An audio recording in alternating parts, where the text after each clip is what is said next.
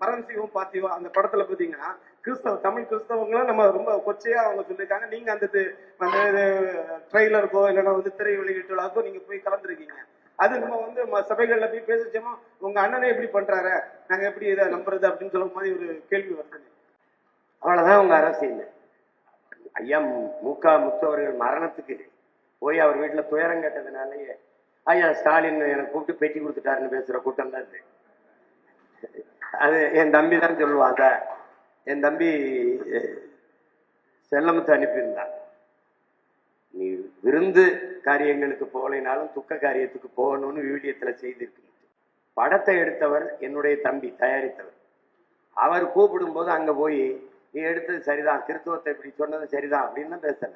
ஒரு பங்கேற்றதுனாலே ஒண்ணு இல்லை. ஐயா இலகணேசன் மரணத்துக்கு நான் போனதுனாலேயே பிஜேபின்னு சொல்லிட்டு இருக்க கூடாது, புரியுதா?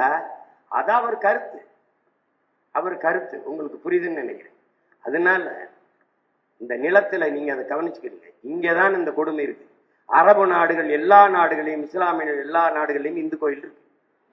அண்மையில கூட போன ஆண்டுல துபாயில போய் ஐயா மோடி அவர்கள் ஒரு இந்து கோயிலை திறந்து வச்சுட்டு வந்தார். அதுவும் இஸ்லாமிய நாடு.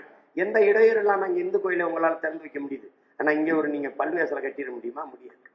அந்த மாதிரி நீங்கள் புரிந்து கொள்றதுல இருக்கு. நான் எடுத்து வைக்கிற கருத்தை தான் நீங்க பார்க்கணும். உங்க அண்ணன் அன்னைக்கு சொன்னாரே, இன்னைக்கு சொன்னாரே, 2010 இந்த அரசியல் இயக்கத்தை தொடங்கியதிலிருந்து நாங்கள் எடுத்து வைக்கிற கருத்தியல் கோட்பாடு என்ன?